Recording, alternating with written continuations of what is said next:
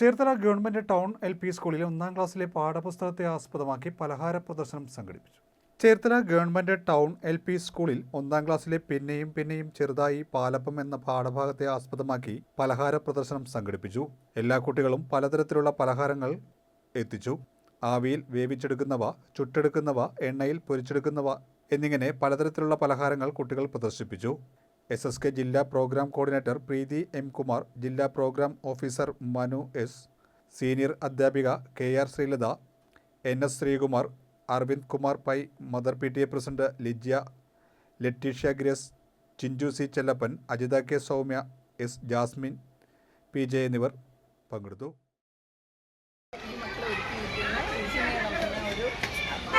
പ്രദാശങ്ങളുടെ പ്രദർശനം കാണാനാണ് വന്നത്. അവർ വളരെ ഉത്സാഹത്തോടുകൂടി ഓരോ കാര്യങ്ങളും നിർത്തിവെച്ച് അവരതിനെക്കുറിച്ച് പറയുകയില്ല, സന്തോഷത്തോടുകൂടി ഇരിക്കുന്നത് കാണാൻ തന്നെ നല്ലൊരു സന്തോഷമുണ്ട്. സ്കൂളിൽ ഇതിനെ ഏർപ്പെട്ടിരിക്കുന്ന എല്ലാ ടീച്ചേഴ്സിനും പ്രഥമാധ്യാപകനും എല്ലാവർക്കും അഭിനന്ദനം.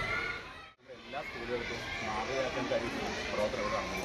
അത് പറയാൻ കാരണം കുട്ടികൾക്ക് പാഠഭാഗത്ത് ബന്ധപ്പെട്ട പ്രവർത്തനങ്ങൾ നേരനുഭവത്തിലൂടെ മനസ്സിലാക്കാൻ കഴിയുന്നുണ്ട്.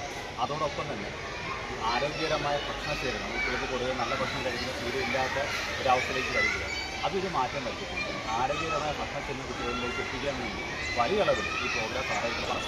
ഈ സ്കൂളിനും ഇതുവരെ പ്രവർത്തനത്തിലുള്ള ഭക്ഷണത്തിനും അതോടൊപ്പം മറ്റു സ്കൂളുകൾ